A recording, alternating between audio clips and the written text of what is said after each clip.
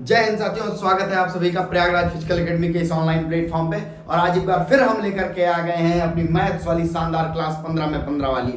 इस 15 में 15 वाली क्लास को आप लगातार वॉच करते रहिए 22 तारीख तक, जब तक आपका एग्जाम नहीं होता है। 22 तारीख से एग्जाम स्टार्ट है और जब तक आपका नहीं हो जाता है एग्जाम, तब तक लगातार बने रहिए।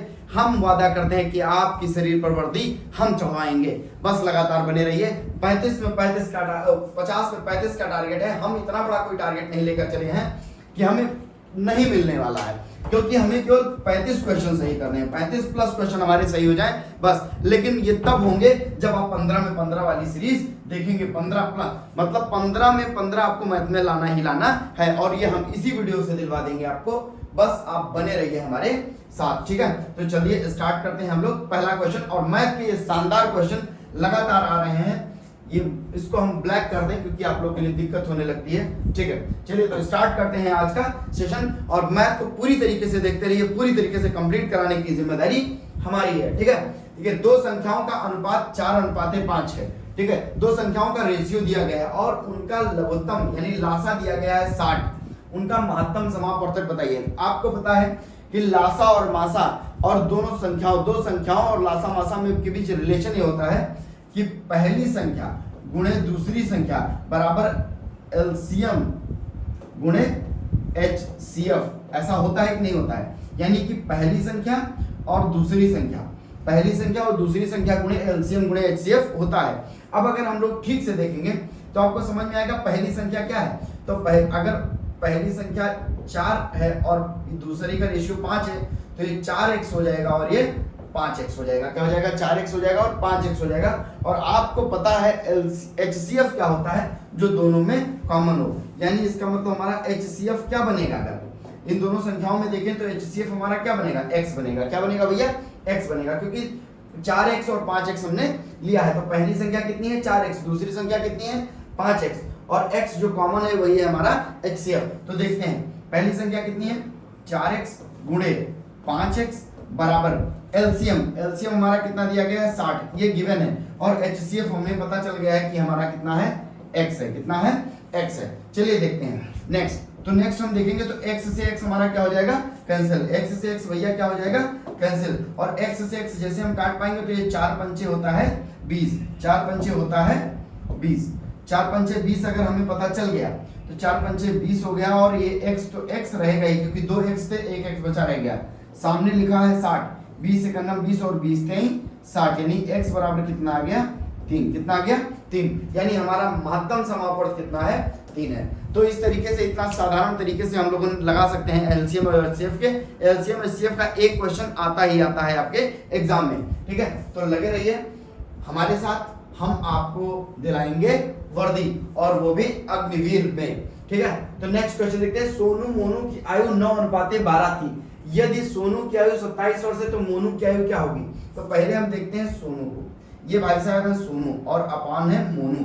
तो सोनू की आयु बोला है 9 है और अनुपात में 12 है। अनुपात मतलब बटा होता है। अनुपात मतलब भैया बटा होता है।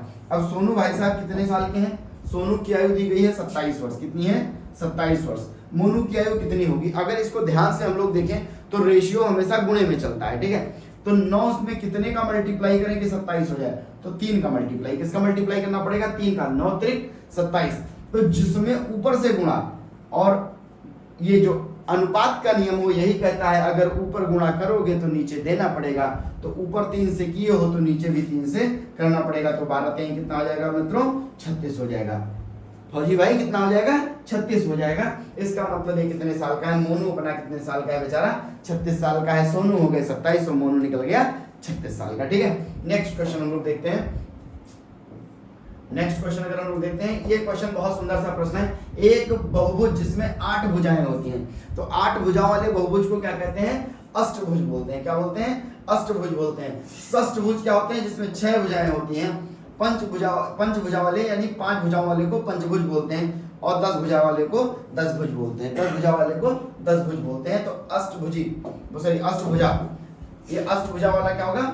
अष्टभुज कहलाता है क्या? 8 भुजाओं वाले को। नेक्स्ट क्वेश्चन हम लोग देखते हैं।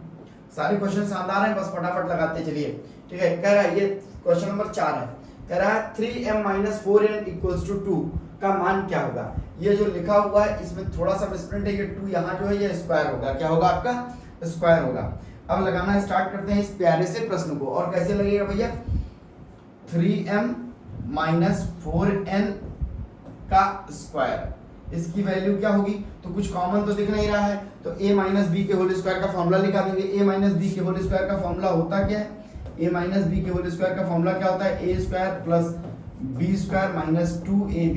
ये होता है नहीं होता है भैया, ये होता है नहीं होता है, तो इसी को हम यहाँ लगा देते हैं। a स्क्वायर तो 3 का स्क्वायर करेंगे, 3 त्रिका 9 और m स्क्वायर प्लस 4 चौक 16 n स्क्वायर और माइनस 2ab, तो 2 लिख दो, a कितना है 3m है और b कितना है 4n है, कितना है भैया 4n है, तो ये 9m स्क्वायर हो जाएगा प्लस 16n स्क्वायर हो जाएगा और माइनस 3 दूनी 6 चौको 24 24mn देख लेते हैं हम लोग, तो 9m स्क्वायर और ये हो जाएगा 4 चौक 16, कहीं दिख रहा है, कहीं दिख रहा है, तो ये ऑप्शन में ही नहीं है, इसका मतलब क्या है, ऑप्शन गड़बड़ लिखा हुआ है। वैसे ये 9m square plus 16n square और इसके बाद यहाँ लगा होना चाहिए था हमारे पास क्या, इसके बाद ये ऑप्शन में होना चाहिए था, और ये ऑप्शन क्या होगा भैया आपका प्लस लगा करके, चूंकि माइनस में है तो माइनस लगा करके क्या बन जाएगा आपका, ये माइनस लगा के आपका बन जाएगा माइनस 24mn, ठीक है। तो ओ सॉरी, ये ऑप्शन था, ये ऑप्शन था, ठीक है, ये ऑप्शन था, ये नहीं होगा, ये ऑप्शन होगा, ये दिया था 9m square plus 16n square और ये 24mn, ठीक है, ये वाला सही हुआ, ये ऑप्शन में था, ठीक है, ये आ गया, हम लोग का आंसर आ गया था, ऑप्शन में नहीं मिल रहा था, ये ऑप्शन है, ठीक है। नेक्स्ट क्वेश्चन देखते हैं।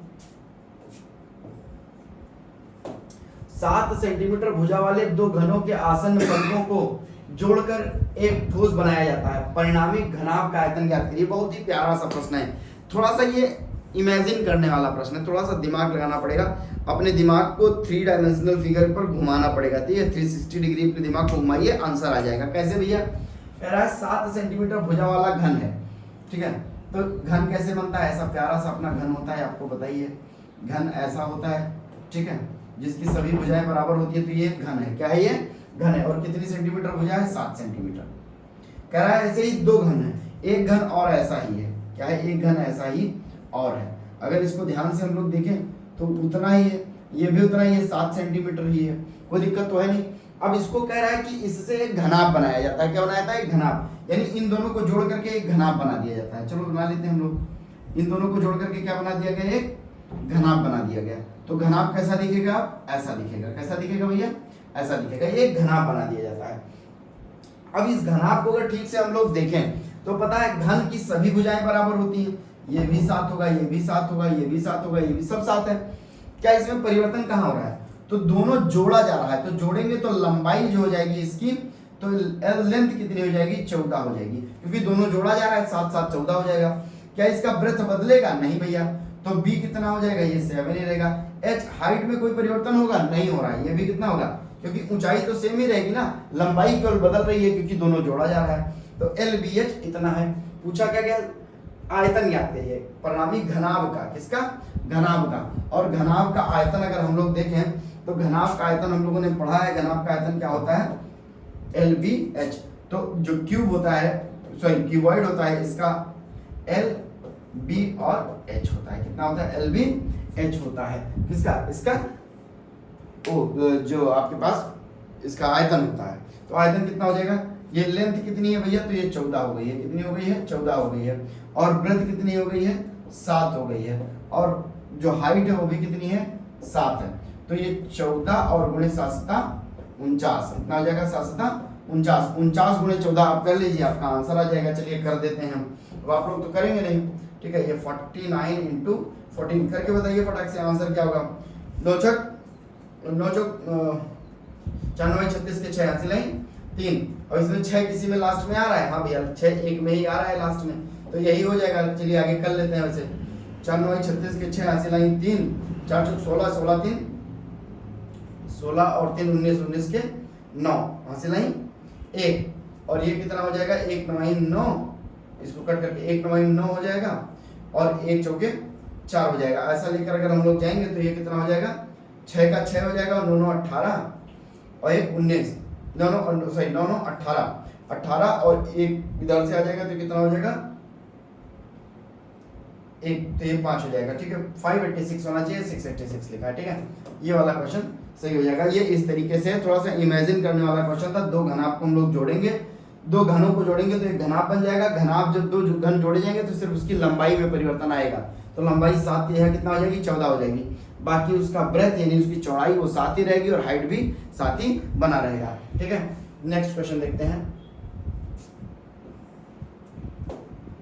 यदि दो और दो बाहर है, फिर 2x plus 3 minus 4x bracket में 4x minus 5 minus x plus 2 equals to 3, sorry यहाँ इक्वल टू 3 है, तो x का मान ज्ञात करिए। चलिए सॉल्व कर लेते हैं हम लोग, फटाफट सॉल्व कर लेते हैं। और ऐसा क्वेश्चन आ गया तो फिर हम लोग इसको मार ही डालेंगे। देखते हैं, पहले इसको फटाक से अंदर मल्टीप्लाई करते हैं। तो 2 2 जा 4x हो जाएगा, 2 3 जा 6 हो जाएगा, माइनस लगा दो, ये 4x हो जाएगा। इसको यहाँ ले जाएंगे तो 4 पंचे 20 हो जाएगा, और माइनस का x बना ही हुआ है, प्लस का 2 बना ही हुआ है, इक्वल टू कितना है भैया, 3, ठीक है। चलिए लगाना स्टार्ट करते हैं, क्वेश्चन लगाना स्टार्ट करते हैं। 4x और 4x ये इससे क्या हो जाएगा, कैंसिल, पूरी तरीके से कैंसिल हो जाएगा, कोई दिक्कत नहीं है।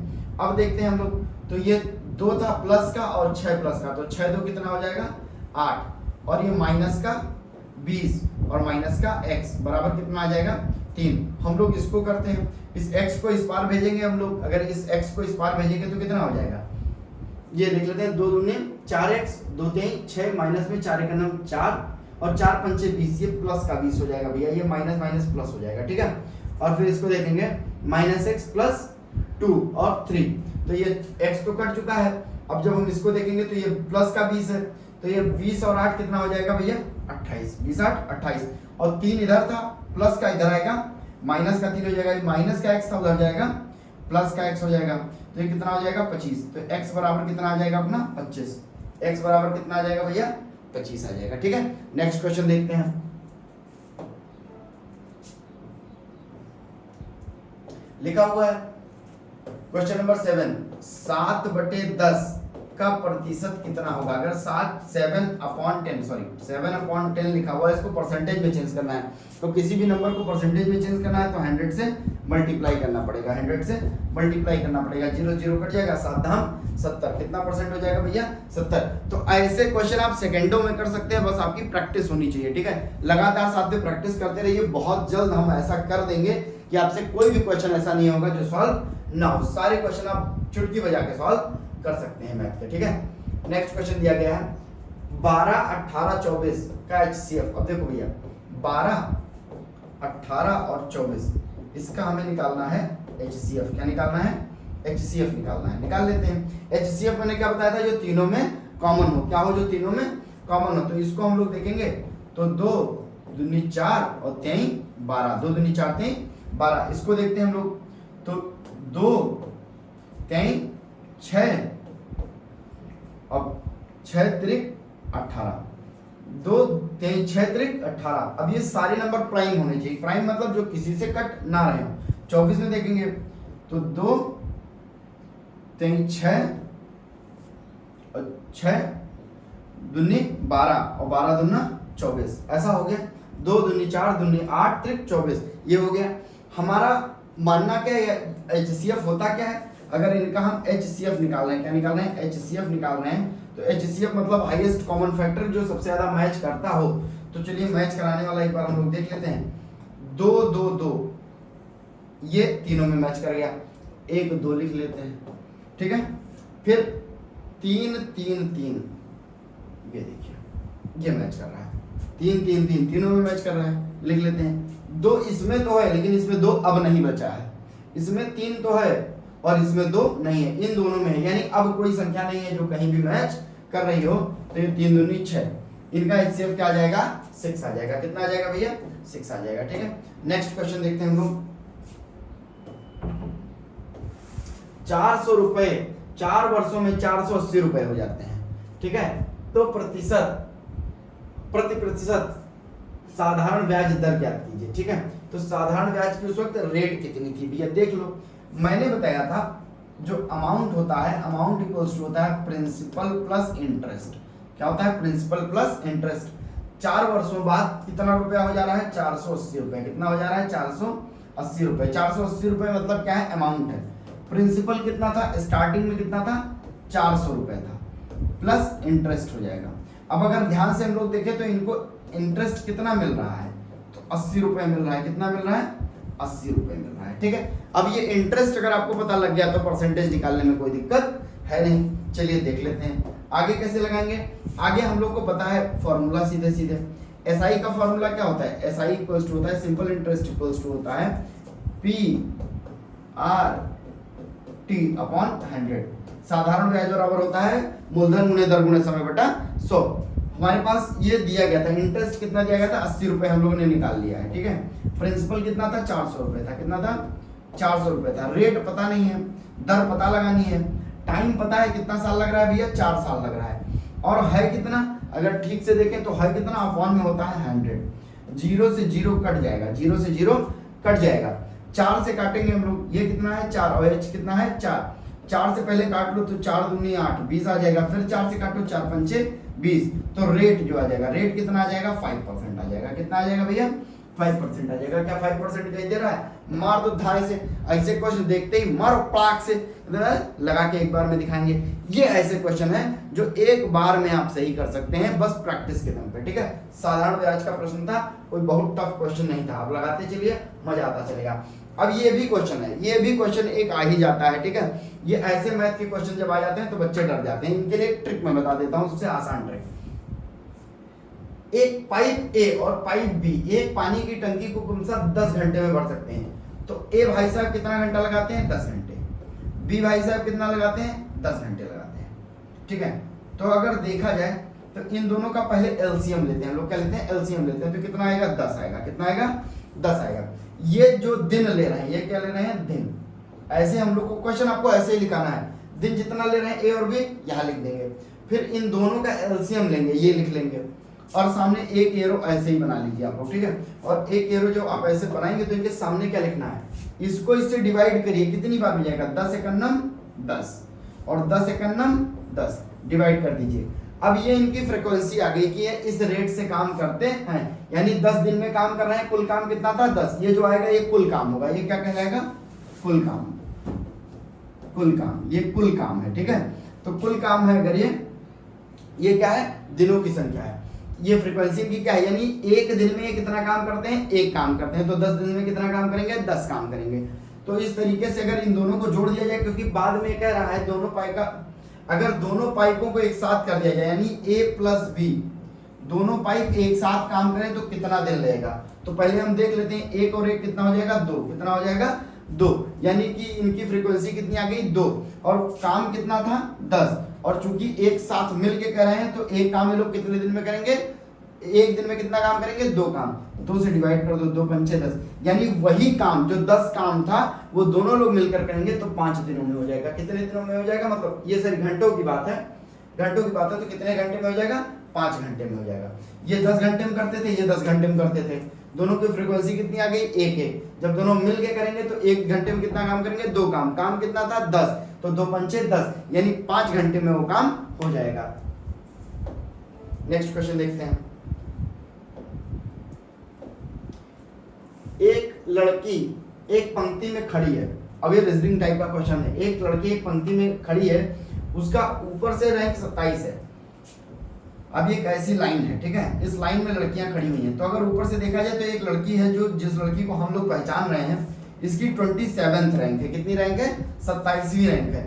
ये ऊपर से 27वें नंबर पे है, ऊपर से 27, और नीचे से उसकी रैंक 5वीं है। अब नीचे से गिनना स्टार्ट करेंगे तो 1 लड़की, 2 लड़की, 3 लड़की, 4 लड़की और 5वीं लड़की अपनी है। 5वीं लड़की अपनी है, तो नीचे से ये 5वीं है, नीचे से 5वीं है। उस पंक्ति में खड़े लोगों की संख्या कितनी है, तो 5वें नंबर पर तो ये आ गई थी ना। उल्टा गिन लो भाई, ऊपर से गिनेंगे तो 27वीं लड़की ये है। अब नीचे तो इसके 4 ही है ना, तो 28, 29, 30, 31। इसका मतलब उसमें कुल कितनी लड़कियां हैं, 31 लड़कियां हैं। इस क्वेश्चन को लगाते समय गलती यही होती है, ऐसा ही चार्ट बना लीजिए, एक बार में आ जाएगा। ऊपर से लड़की है 27, कह रहा है नीचे से 5वें नंबर पे, तो नीचे से कितना है, 1, 2, 3, 4 तो नीचे इसकी होंगी, तभी तो इसका नंबर 5वां आएगा। तो इसका मतलब 5वें पे खुद बैठी हुई है। तो ऊपर से 27 है, 28, 29, 30 और 31। आपका आंसर आ जाएगा। कितनी लड़कियां होंगी? 31। नेक्स्ट क्वेश्चन देखते हैं, स्टार्ट करते हैं। देखिए ये नेक्स्ट क्वेश्चन है। नेक्स्ट क्वेश्चन क्या है? 20 मिलीलीटर दूध में 4 लीटर पानी मिलाया जाता है। ध्यान से देखिए, क्वेश्चन घुमाने वाला है। कैसे घूम गए भाई हम, कैसे घूम गए हम लोग? 20 मिलीलीटर दूध है, कितना है? मिलीलीटर दूध है, और 4 लीटर पानी इसमें मिलाया जा रहा है। क्या मिलाया जा रहा है? 4 लीटर पानी मिलाया जा रहा है। आपको पता है 20 मिलीलीटर है, तो या तो मिलीलीटर को लीटर में चेंज करो, चाहे लीटर को मिलीलीटर में चेंज करो। तो 4 लीटर अगर था, कितना था? 4 लीटर था, और 4 लीटर को अगर हम लोग मिलीलीटर में चेंज करेंगे तो आपको पता है 4 इंटू हम लोग कितना कर दें? 1000, क्योंकि 4 लीटर में, 1 लीटर में कितने मिलीलीटर होते हैं? 1000। तो 4 को हम लोग मल्टीप्लाई कर दें 1000 से। अब देखते हैं क्वेश्चन, 0 से 0 कट जाएगा, 4 का 2 का 2, 2 दूनी 4, तो 1:200, 1:200। फटाक से आप लोग मार दीजिए 1:200, ये आंसर हो जाएगा। नेक्स्ट क्वेश्चन देखते हैं हम लोग।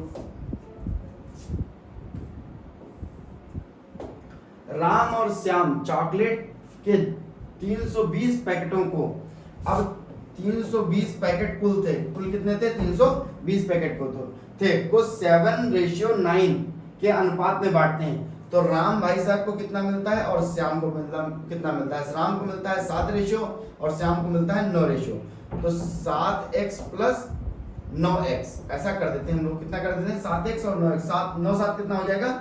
16 हो जाएगा। कितना हो जाएगा? 16x = 320 हो जाएगा। ठीक है, 16 का नाम 16, 16 दूना 32। तो यानी 1 रेशियो किसके बराबर है? 20 के। 1 रेशियो किसके बराबर है? 20 के।